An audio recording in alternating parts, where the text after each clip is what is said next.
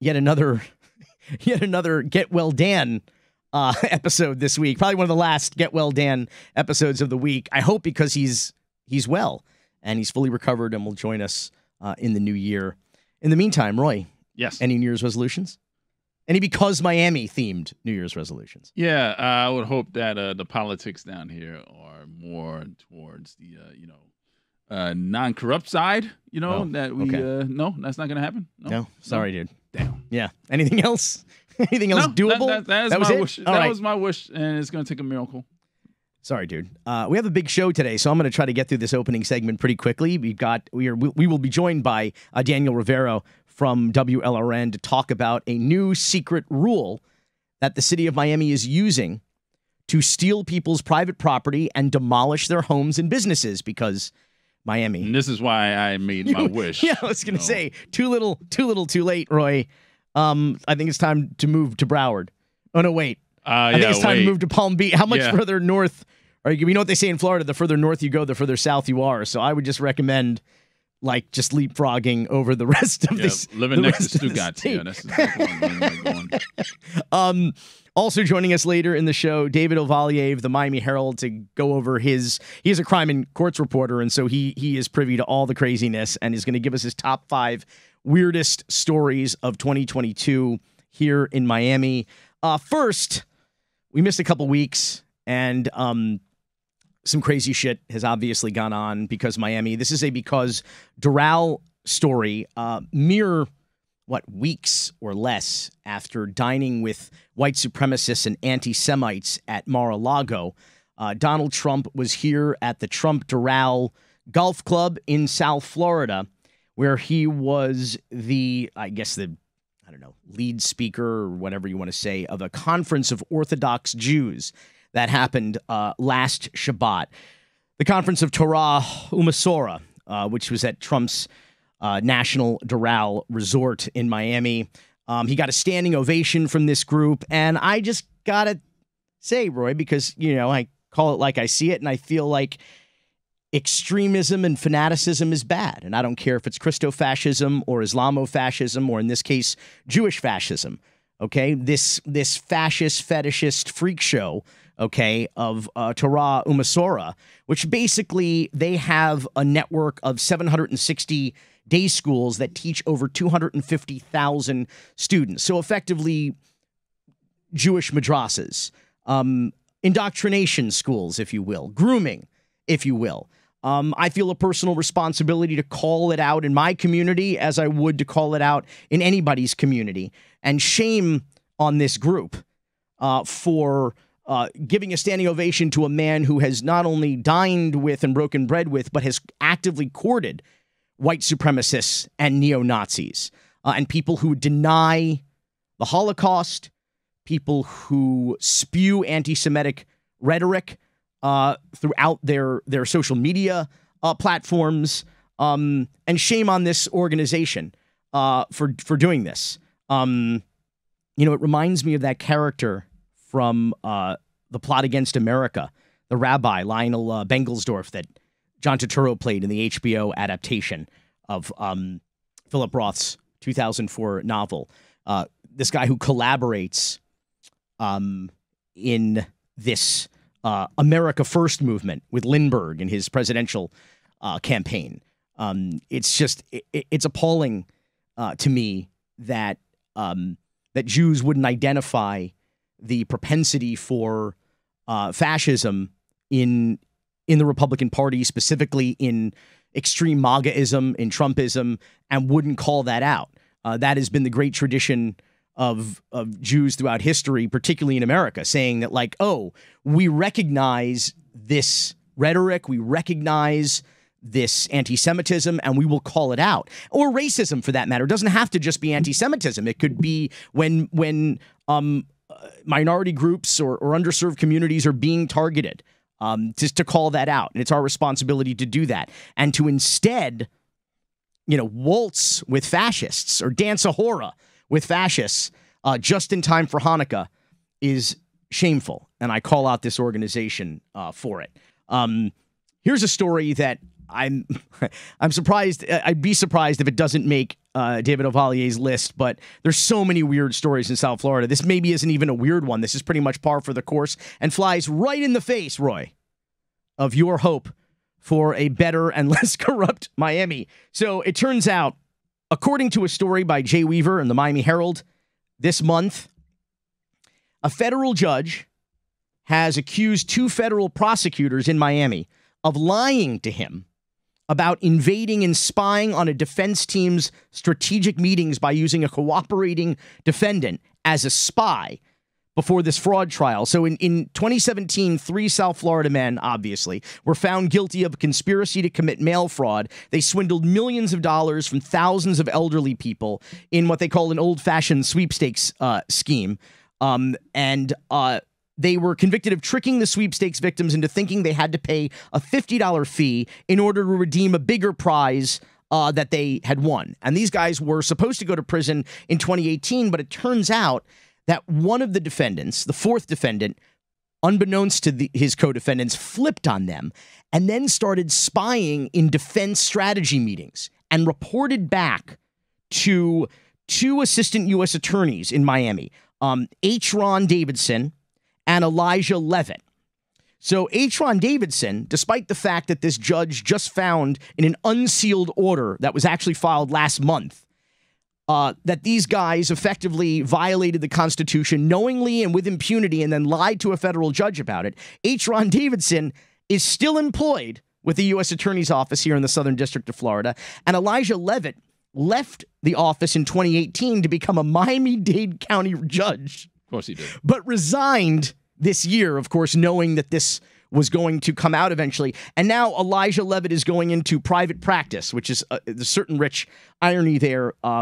Now, arguably, they could be, I imagine, arrested, charged, and prosecuted. I wouldn't bet on it, but they haven't been yet. And in fact, one of them hasn't even been fired or disciplined yet. Funny thing about it, though, is that the cooperating witness who was facing something like 7 or 8 years in prison wound up making a plea deal, flipping on his co-defendants, spying illegally and unconstitutionally for the prosecution at the U.S. Attorney's Office in the Southern District of Florida, and then went and did his time, which I think was about 3 years and change.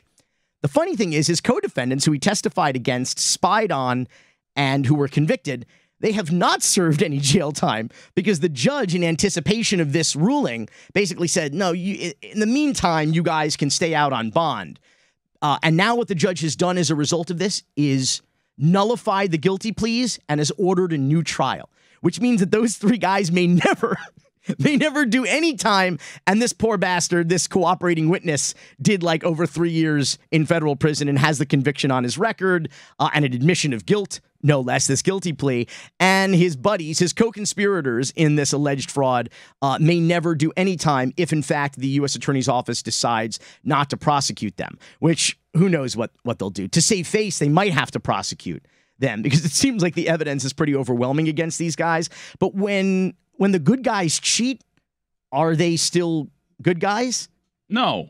All right. Well, you better resolve harder for your New Year's resolutions there, Roy. I'm defeated. You're already, that's it? Yeah, I've wiped Dude, my it's hands not even of this. January yet. It's not even Christmas.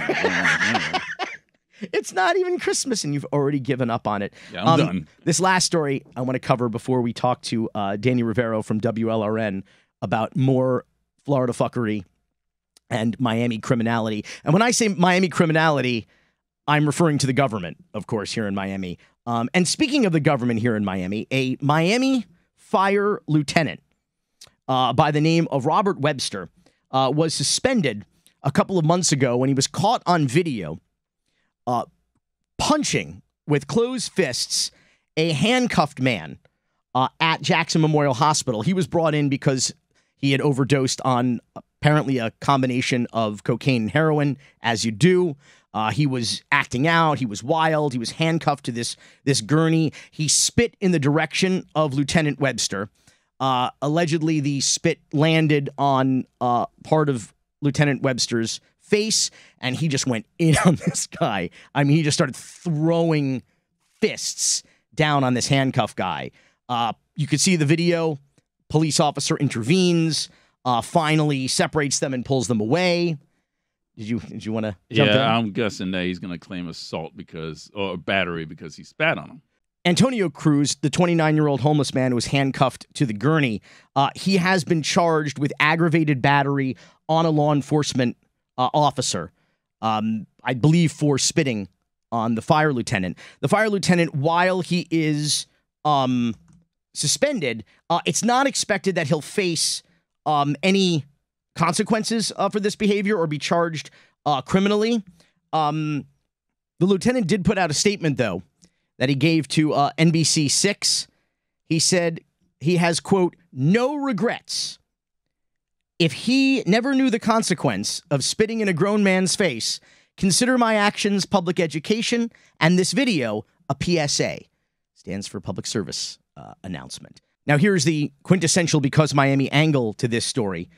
Lieutenant Robert Webster, in 2017, was the victim of a racist act of vandalism by his fellow Miami firefighters.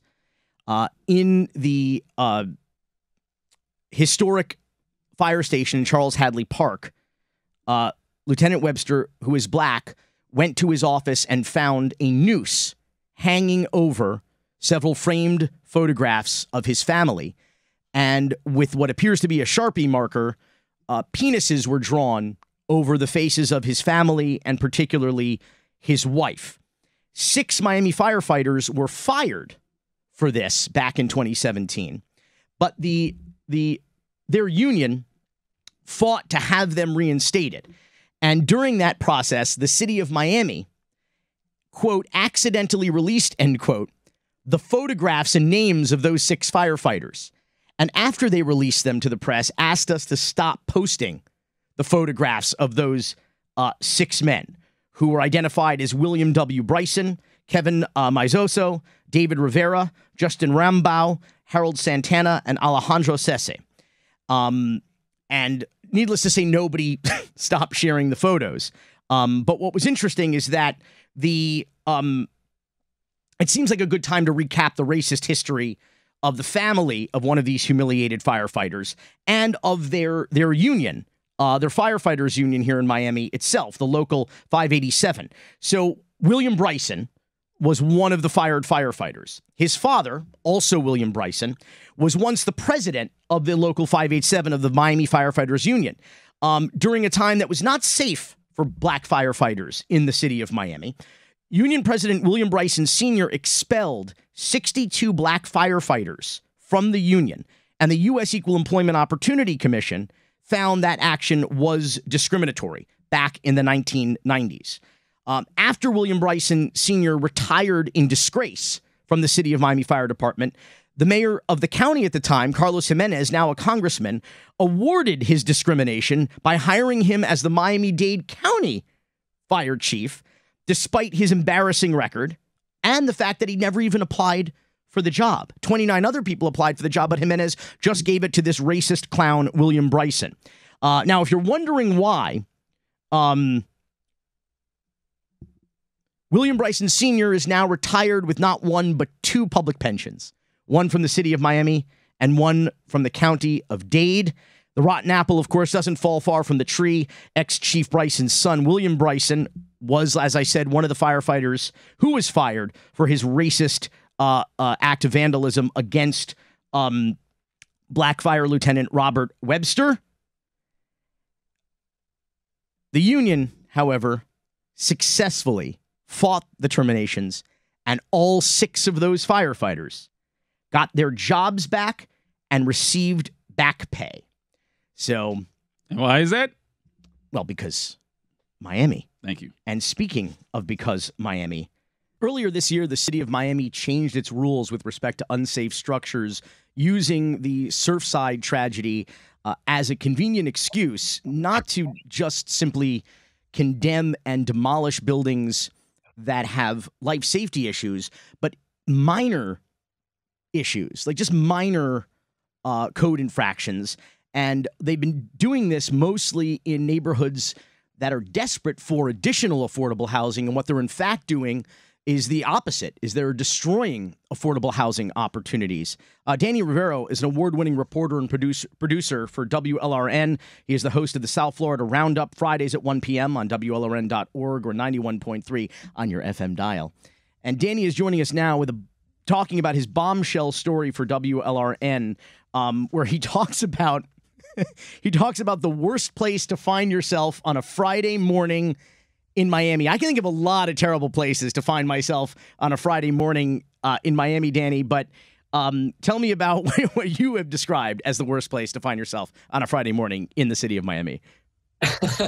Yeah, thanks for the intro. I mean, the worst place to find yourself is City Hall. I mean, City Hall is the real any day of the week. It's never a very fun place to be. Fridays, maybe someone might imagine like it's like loosen up your shirt, unbutton your top button kind of day. But like, no, in the city of Miami, Friday is a nightmare for a lot of people. And a lot of this happens at a meeting that's like one of these many public meetings that go under the radar. People kind of tune out. It's easy to just not even realize that these things are happening. But there is a Friday meeting every Friday at 9 a.m. with the Unsafe Structures panel.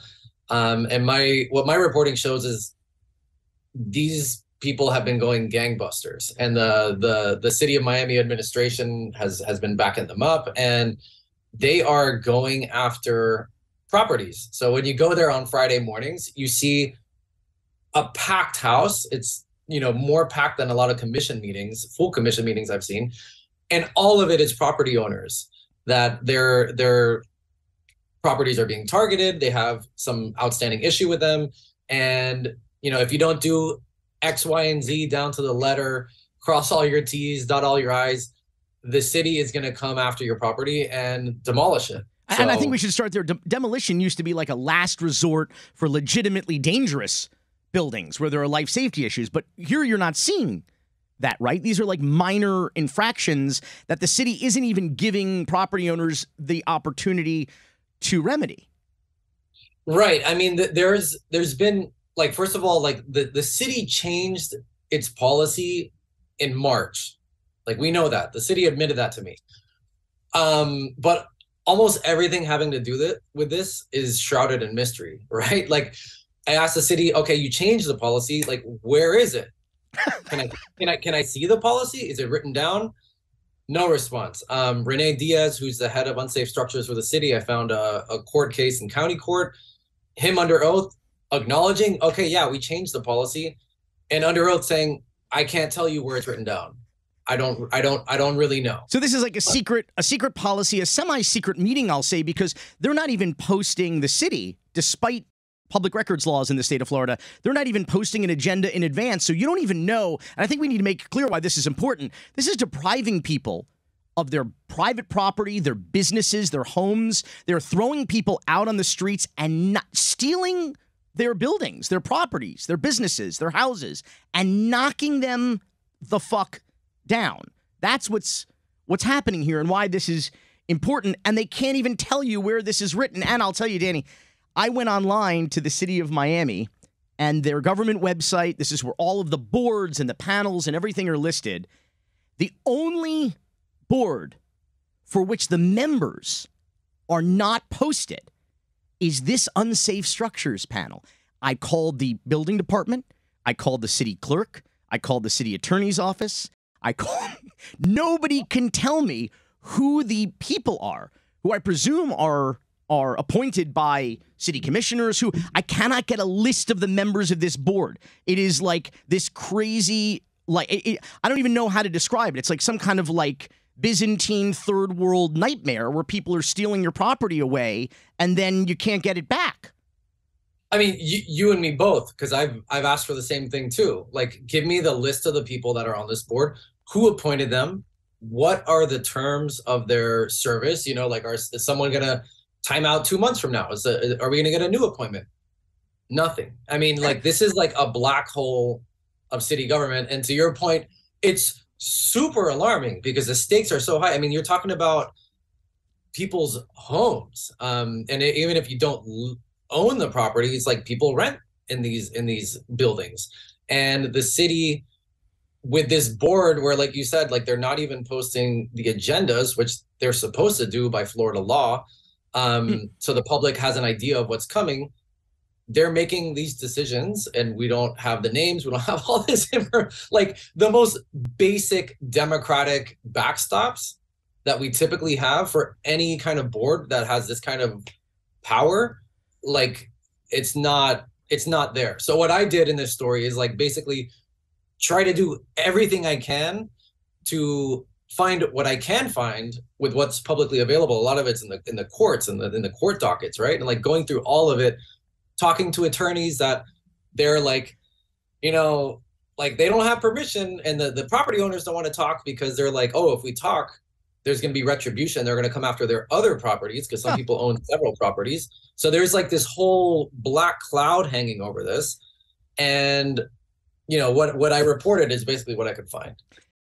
The neighborhoods where this is happening mostly, and according to your reporting, Little Havana, the historic Black Coconut Grove neighborhood, Little Haiti, Little River. These are neighborhoods suffering most severely as a result of Miami becoming the least affordable housing market in the entire country. And yet, where we need more affordable housing and more housing available, we have the city with impunity ordering buildings for no life safety reason to be knocked down. And more significantly, side-by-side properties, which is intriguing to me because what's happening is the city is clearing entire blocks, basically, for redevelopment. So property, so that properties can be resold or redeveloped to create unaffordable housing, basically. Is that correct? I mean, yeah, and like in general terms, I mean, yes, that is some of what I found. I mean, and the, you know, there's so many issues having to do with this, but like in Little Havana, like a block away from Calle Ocho on 9th Street, there's a one block, and there's 4 homes on the same block that have all just in the last month or so had to go before the unsafe structures panel. From what I can tell, they haven't gotten demolition orders yet, right?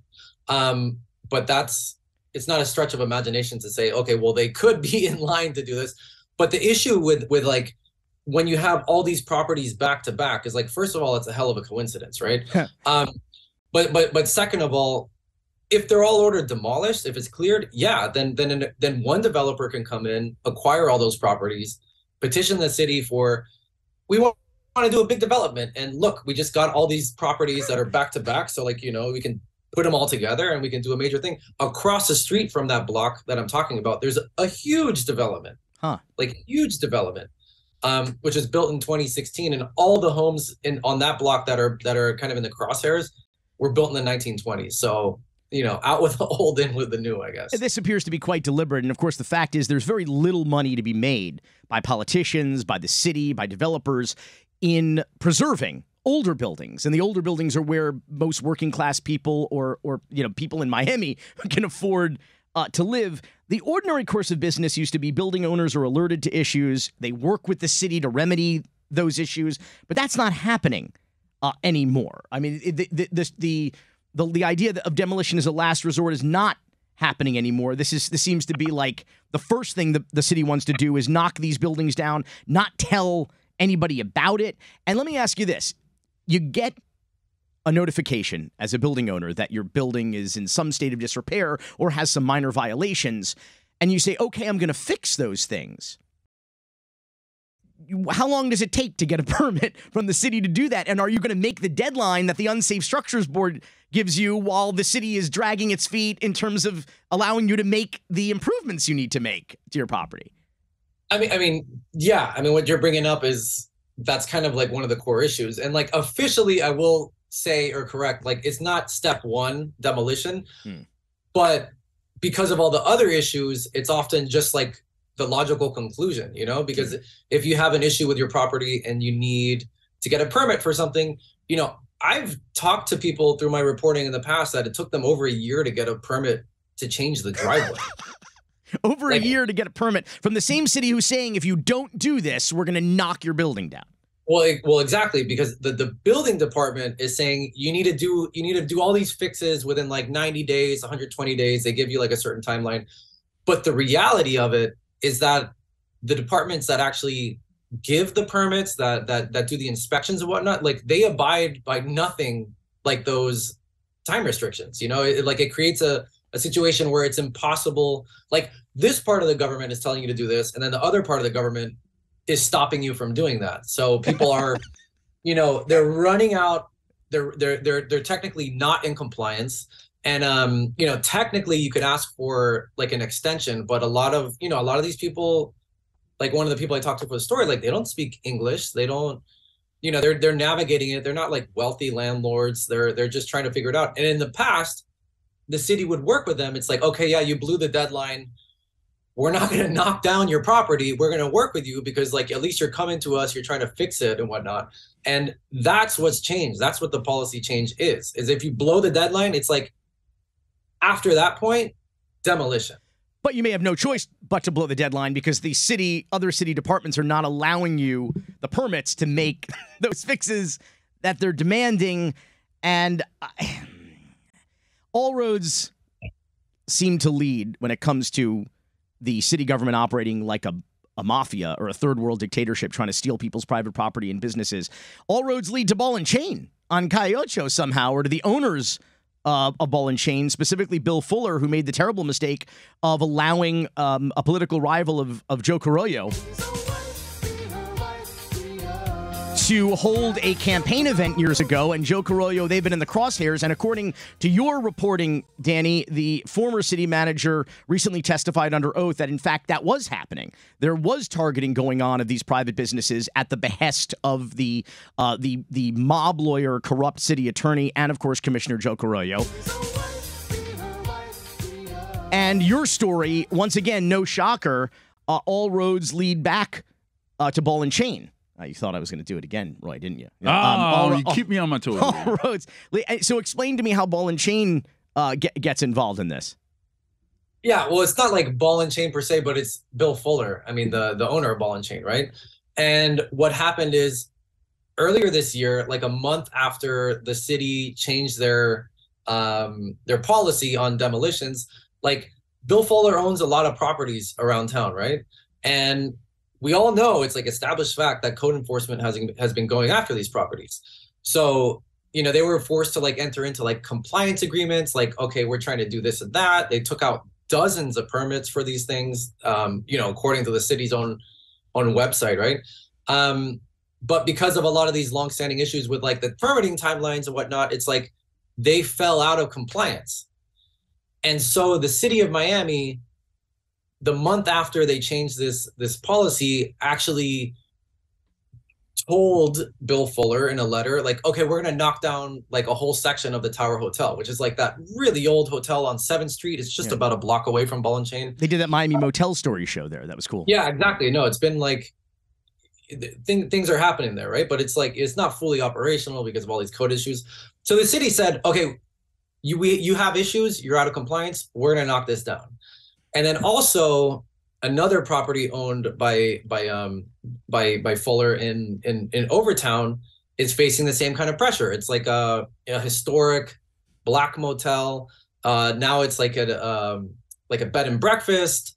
It was featured in Vogue magazine last year. You know, all the praises were sung in Vogue about like this is what revitalization can look like, you know, to save these older buildings and like reconvert them into something.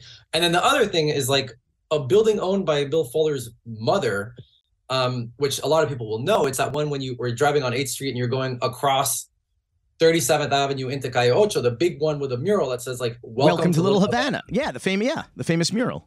It's like a very famous, iconic building, right? So Bill Fuller's mother owns that. The city wants to knock that down?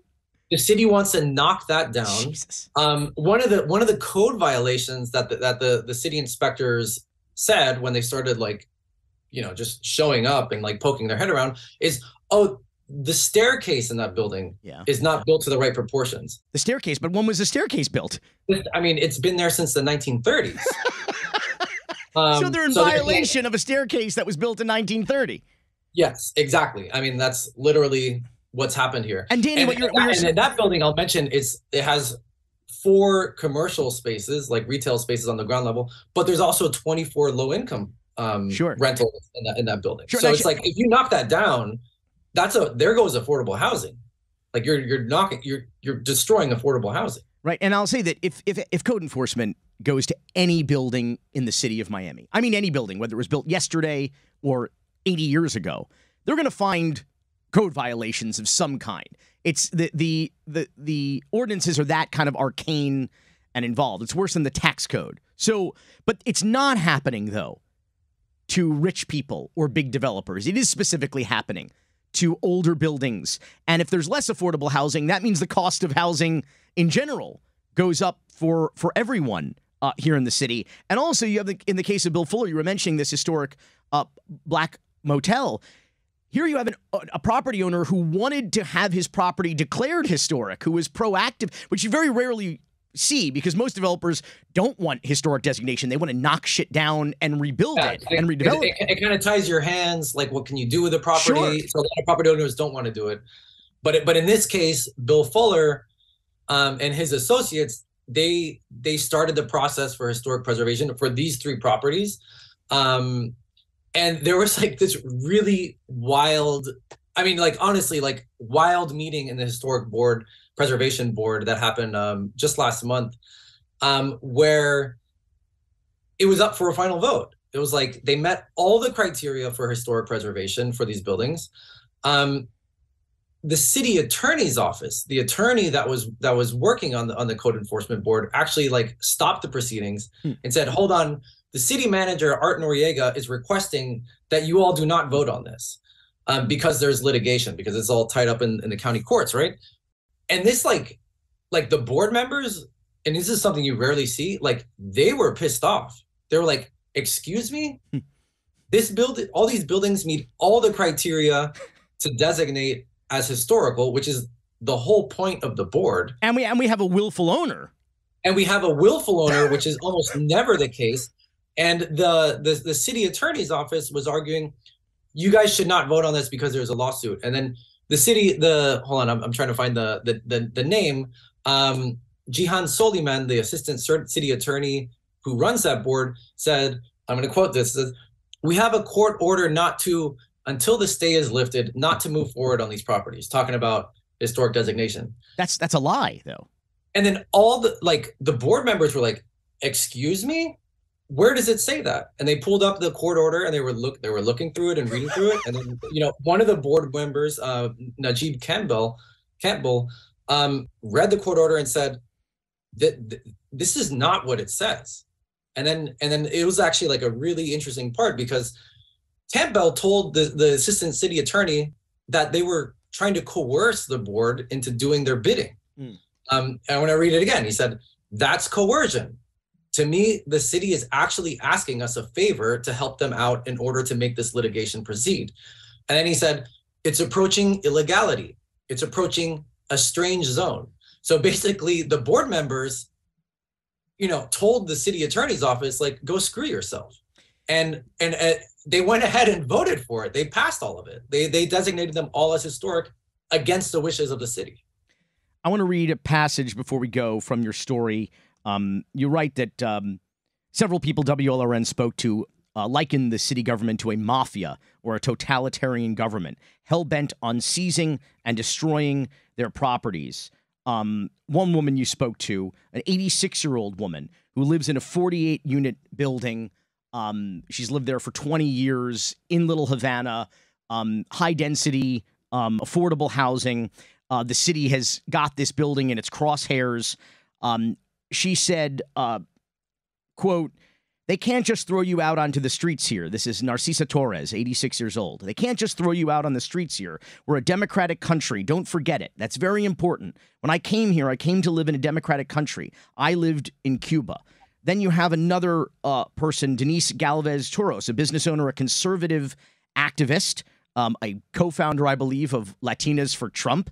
She says, quote, "The lack of due process is where people love to scream communism. They're going to take our properties, tear it down without any due process. And that's why they make the connection. They're Cubans who came. Many of them got their properties taken away and their businesses taken away. And now they're fearing for the same thing in the city of Miami, like the irony," end quote. Is that a common sentiment you're getting around Miami? Is that what we're seeing here with the government's kind of secret police and intrusion on private property rights is like Cuba?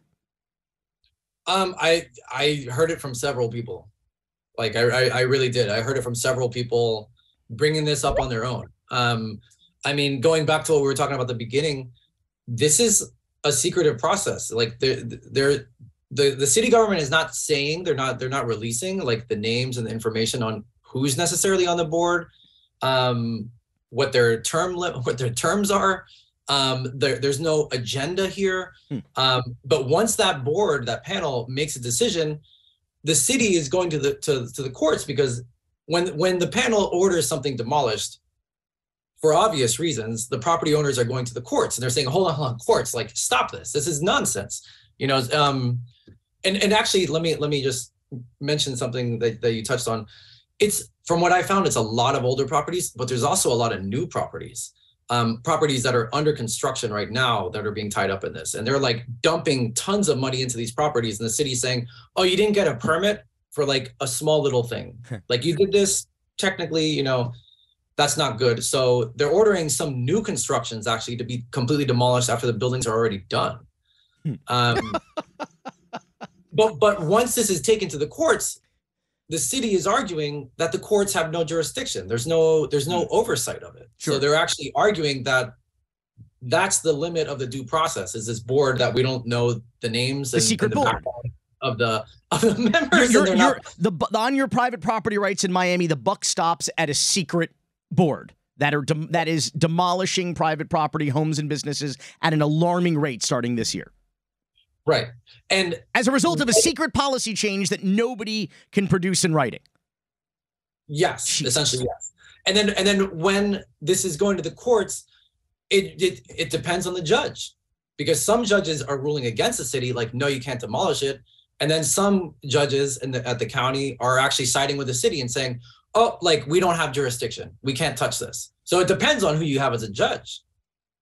And intriguingly, I'll leave with this thought, because I said all roads end at Ball and Chain. In many ways, all roads begin with Ball and Chain as well, because despite the fact that this was done under the guise to exploit the tragedy in Surfside, despite the fact that most of these buildings, hardly any of them, have legitimate life safety issues or are under threat of collapse. Intriguingly, in Danny Rivero's story from earlier this month about the former city manager testifying under oath about the city of Miami government acting like a mafia and targeting private business owners who are political enemies of sitting, I'll just say sitting commissioners, Roy, to spare you the, fingers hovering though. Thank you. Over the cart machine there. But the city manager testified that the mob lawyer Vicky Mendez, the so-called city attorney, told him that in order to make it look like they weren't targeting Bill Fuller's businesses, they were going to actually start throwing the net out a little bit wider just to kind of muddy the waters, to say, see, we're going after everybody, not just Bill Fuller, which of course is a total bullshit smokescreen. But it's interesting that this sort of follows on the heels of that, because it looks like the city is desperate to appear as though they're being more equitable in their enforcement of these rules. But in actuality, I think it really comes down to money, is what I really think it comes down to, and throwing people who can't afford to live in the city of Miami out of their homes so that we could build housing for more rich people, because Miami. Danny Rivero, WLRN, thank you so much for joining us. Thanks for having me, man. David Ovalle joined the Miami Herald 20 years ago as a sports reporter, and now he covers crime in the courts, which is kind of like the same thing, right, in Miami? David, I feel like there's a grand tradition of, people coming to Miami on vacation and leaving on probation, particularly in the NFL, the NBA, even the NHL. We just have that track record here, and so we've invited David onto the program because Miami to share with us his top 5 weirdest Miami stories of 2022. When you cover crime in courts in Miami, you are privy to some of the strangest shit going on here. But before we get to your top 5, David, can we start with your runners-up, your outside-looking-in list here? Yeah, dude. So there's, I was going through my stories last night, and there's so many crazy ones. Some of these you guys out there have probably heard of. One of them is, I don't know if you know, there's this OnlyFans model who got arrested in Miami for murdering her boyfriend, and that's the allegation. Jesus, Roy. And yeah, so she's Courtney Clenny. It's a huge case. It's one of these, all over court TV kind of things. But what I found most interesting about this case is that it's almost like to the extreme of what we're seeing in Miami, right? Where you have these young people flocking from, they were from Texas, right? They're not from here. They were living in this luxurious condo in Edgewater. She was making really good money doing the OnlyFans videos. And he, of course, was doing Bitcoin trading, right? And just terrible, toxic relationship. And she ends up stabbing him to death. She's claiming self-defense. The family says it's murder, and it's just tabloid fodder, man. This case is getting picked up all over the world.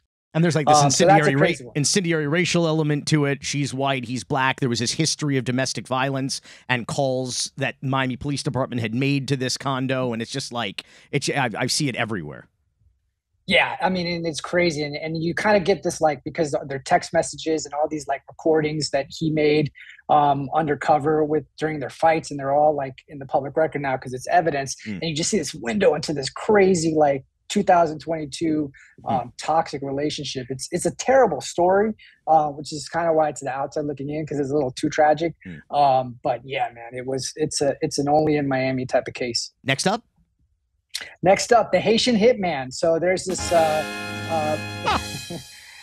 Haitian hitman is this former pro boxer who dude, there was glowing stories about him. He kind of worked his way up, came from Haiti when he was a kid, went to North Miami Beach, boxed for Haiti in the China Olympics, and then he just I don't know, he fell on hard times and was just having something wrong with it in his head, I guess, and he snapped, and he ends up getting kicked out of a bunch of different gyms. And then he goes to this gym that used to be the CrossFit down there by downtown, and he threatens to he gets kicked out. He gets into an argument with a coach, he gets kicked out, and with another trainer there, and he ends up going on social media and just, I'm going to shoot up the place, I'm going to kill so-and-so.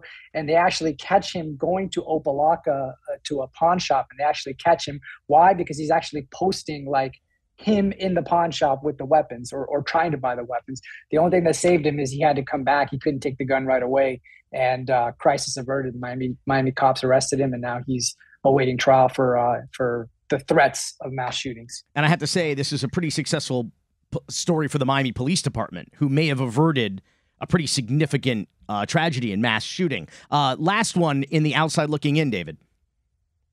Last one, I'd probably, man, I had so many, but this one was just kind of crazy. This woman, her name is Kathy Aru, and she is known, she's a journalist, podcast person, and she's also used to be the Fox News liberal Sherpa. And she was one of those token liberal commentators that Fox News would throw on TV to kind of give to get battered around on Bill O'Reilly or whatever. And anyway, she's been on the lam apparently for the last couple months because the female Alan Combs. I'm sorry, the female Alan Combs struck me. Yeah. So she got arrested in South Florida. She got arrested, and apparently she'd been on the lam. She was in Mexico, and they were looking for her, and she finally came back, and she was arrested with basically exploiting her elderly mother, basically putting her in her home against her will, and she's facing a ton of felonies just related to ripping off her mom, stealing her house. It's a terrible story and a tragic story, but that's not going to stop Roy. That's not going to stop. No, that's not going to stop him. No. So anyways, liberal Sherpa. I still don't even know what that means, but it was kind of crazy. David, we have reached the point of the year and we are doing our top 5 weirdest Miami stories of 2022, starting with numero 5. Numero 5. This is the Mexican telenovela star named Pablo Lyle, and he was convicted at trial just a few months ago of manslaughter for killing a motorist in a road rage incident. And Jesus. And the reason why this one is crazy, because unless you're in Miami, you might not realize the divisions between us Hispanics. And so the defense, he's an a sort of wealthy Mexican guy, like the kind you see, very good looking, suave, lives in Mexico City, speaks very, very sort of eloquently Spanish. And the defense lawyers were like terrified that, and they say they didn't think they got a fair trial because, the victim was like an older Cuban guy, very kind of blue collar, working class. And so there was all these like elements of like class and ethnic divide that you're only going to see in Miami. You're only going to see that stuff here. You're not going to see it anywhere else. And so they were really, and they still think that they didn't get a fair trial because they couldn't get a jury that was going to be fair to him. But anyways, he's convicted. He's going to be going to prison probably, I'd say between 5 and a dozen years. Top 5 weirdest Miami stories of 2022. Numero 4. Numero 4. This is just sort of a broad blanket category, but I'm calling it the rapper drama, right? It started off early in the year when a rapper named Wavy Navy Pooh got murdered down by Metro Zoo. Someone opened up on him when he was coming. Yeah. And he got murdered, and it set off this crazy gang war all through Miami. Was supposedly a gang war where it's like all these different cliques and rap groups and stuff are just like shooting and killing each other. There was another guy named Baby Cino who got murdered when he was leaving jail. They think that's part of it.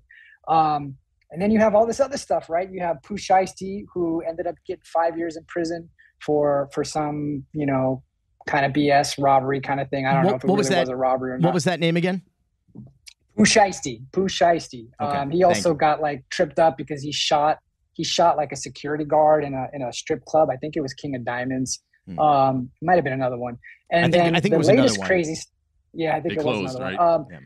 Yeah. And then the crazy part, if you Google my story that I did last week, you remember the murder of XXX Tentacion up in Broward? Of course, there's a great Hulu documentary about it, in fact. Yes. Yeah, well, so he apparently had this like Twitter beef with Drake and like all Migos and all these other people. As you do.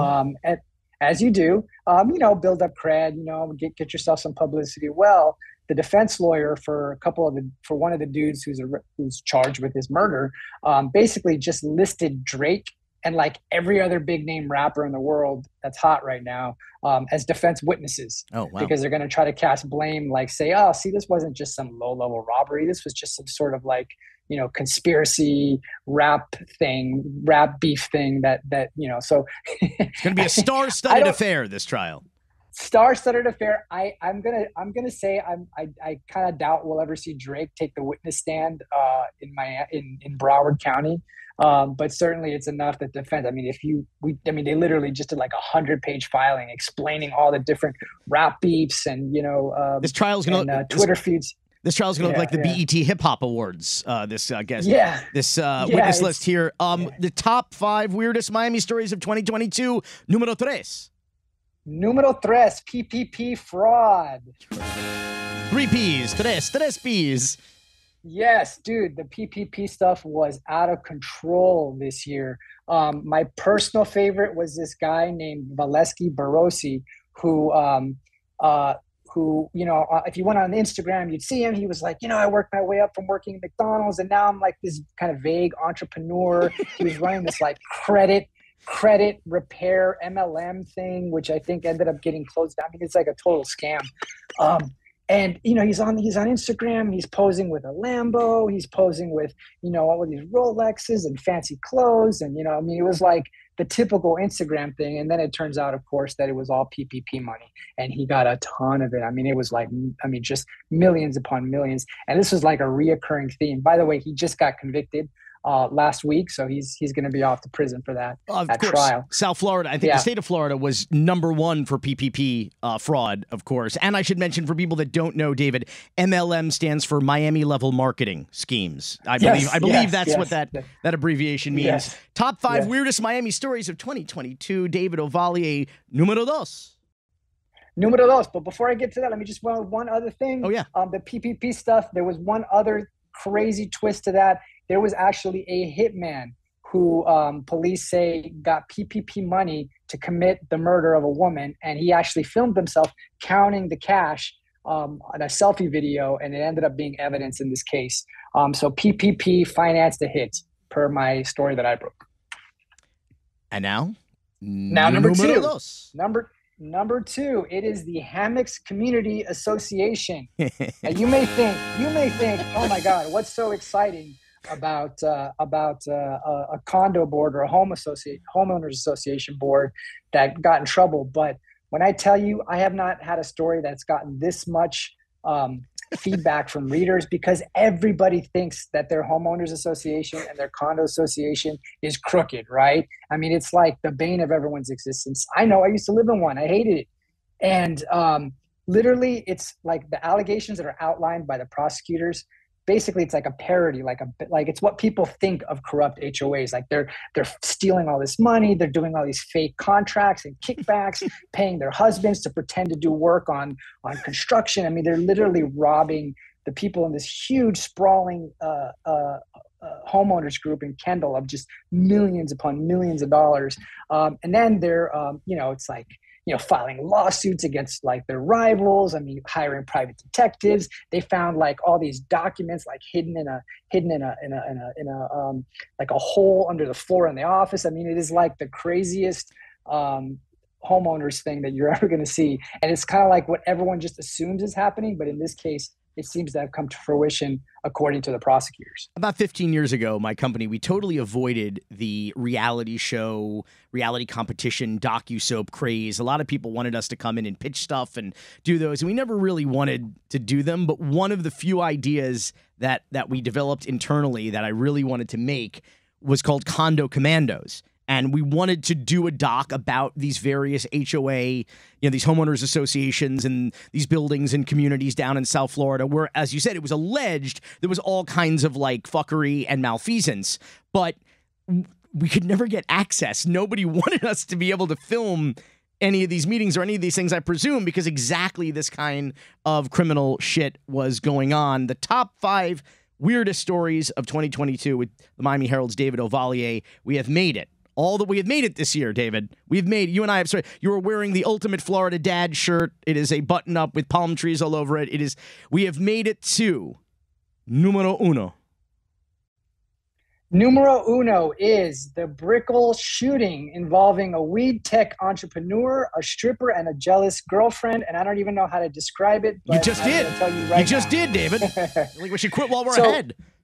I know. But listen, so this is a crazy story. And by the way, it's a terribly tragic story. There was this guy whose last name is Rana, and he was running this weed delivery or cannabis delivery service. I think he pitched it like cannabis, like Uber, but for cannabis, where I guess you could get your medical products delivered to you.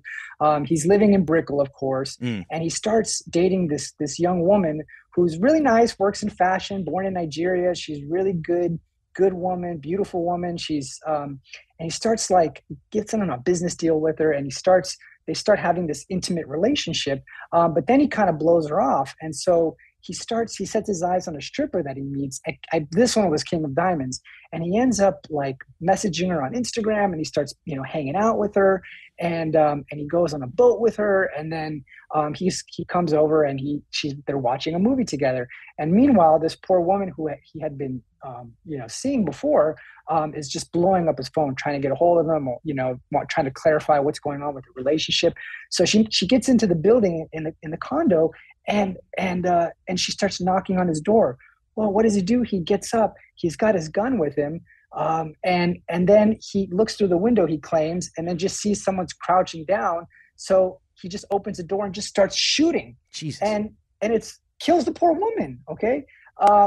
And so they took months to investigate. I think they initially thought it was going to be a self-defense claim. But this is one of those reasons why I say it's the craziest one, because it's just so many elements of Miami into it. They were all from out of town. They didn't live here. You have a stripper, you have a jealous girlfriend, you have guns, and then you have Florida Stand Your Ground law, which basically he was claiming, it was a threat. I saw someone crouch down. I didn't know who it was, so I just opened up fire. And this is just everything that's emblematic with the gun laws here, and that critics say just sort of fosters this shoot first. figure it out later kind of thing. So this poor woman gets shot and killed right in the hallway as she's knocking on the door of the guy that she wants to be romantically involved with, who's inside with a stripper. So it's going to be a big stand your ground case. It's a terribly tragic story, but it's also just such a Miami story that encompasses so many absurdities and tragedies all at once. Miami perfect storm, a tragedy, but that won't stop Roy. David, we have survived 2022. Hopefully we will survive 2023. But before I let you go, I want to ask you about a sensational story from earlier this month. I mean, another kind of ultimate because Miami story. The city of Miami, it seems, was overcharging building permit fees for years.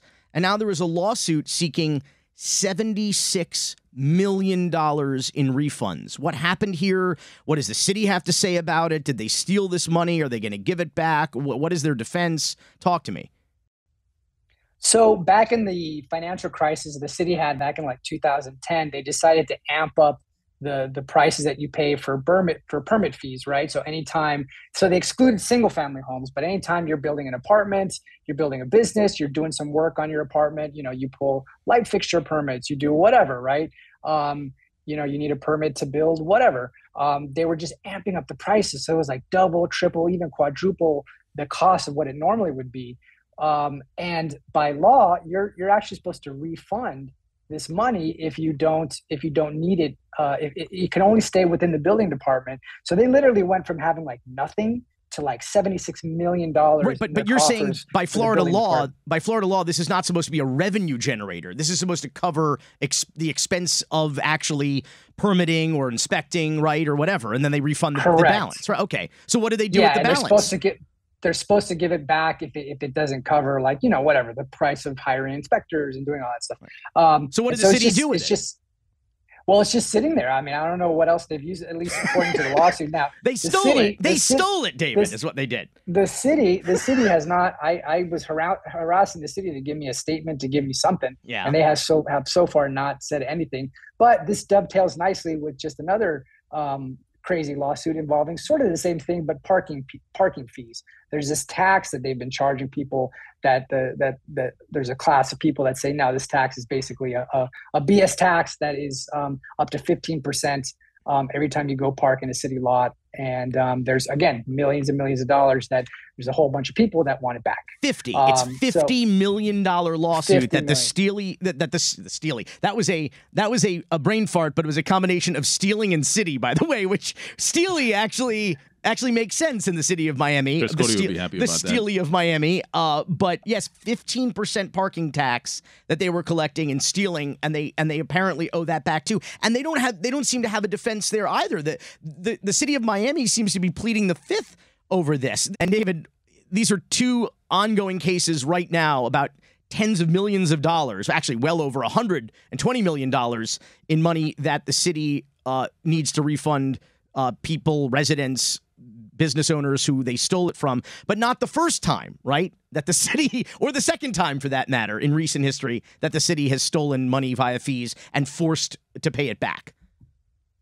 Yeah, man. So I don't know, 15 years ago or so more, there was the famous fire fee scandal where the city was basically charging an illegal fee for like every time they came to do emergency services like 911, fire rescue stuff. And they ended, it was like, I don't know, what was it? 100 something, more than 100 million they ended up taking in. And so the courts actually ended up saying, nope, that's pretty much illegal. Can't do it. And they ended up having to refund a ton of money. But the scandal was that they decided they did it very quietly and they only refunded it to like 7 people or something. And they ended up having to null the settlement and then go back and kind of pay everybody back the money that they had been charged illegally. So man. And Hank Adorno has a habit of doing this. Hank Adorno, a former assistant state attorney in Miami-Dade County, was the lawyer who got the contract basically to represent the city of Miami taxpayers in getting this refund back. And he stole the money. Basically, he stole a whole bunch of money, millions of dollars from this settlement, winds up getting disbarred, suspended by the Florida Supreme Court, a total scumbag criminal who stole money that was already stolen from the taxpayers when they were supposed to get it paid back, and he has since been reinstated to the Florida bar and is practicing law once again. because Miami. David Ovalle, love that Florida Dad shirt. For those who can't see it, it's beautiful button up and down for that matter, with palm trees on it that he clearly got from the Miami Beach Walgreens. It's beautiful, and I love it. I love you. Happy New Year, Happy Kwanzaa, Merry Christmas, Merry Hanukkah, and hopefully we'll do this all again in 2023. Billy, Roy, thank you guys. Miami's own Walter Cronkite, legendary anchor and political reporter Michael Putney, signed off the air on This Week in South Florida on WPLG Channel 10 for the last time this week. Going to enjoy his retirement, which I don't know it'll be a quiet one. If you're in South Florida, it always tends to be exciting, especially when you are as popular as Michael Putney was. He will be sorely missed on the air, but hopefully we'll have him join us here pretty often, as often as possible, or as often as he'll have us on the Because Miami podcast. We're going to do a little bit of a flashback Friday to one of my favorite classic clips of Michael Putney. This is from about December 9th, 1983, when he covered the opening night of the movie Scarface, which he reviewed and reported live from the Miracle Theater, which started its life as a movie theater on Miracle Mile in Coral Gables. This is an amazing piece of video to honor an amazing career. Michael Putney, thank you for everything you've done in trying to make Miamians a better informed people. And to everyone in Because Miami Land, Happy Hanukkah, Happy Kwanzaa, Merry Christmas, get well soon, Dan. Cocaine's, good night, and good cuck. Well, I saw Scarface yesterday, and for any Cuban who was worried the movie was going to offend Cubans, don't worry. It just offends everyone. The most violent film I've ever seen, and just in time for Christmas. I'm Michael Putney. Was it worth the wait? More to the point, is it worth $4 to see Scarface? Well, the 100 people, I would say about 100 people who are already lined up here at the Miracle, clearly think it is worth the money and the wait.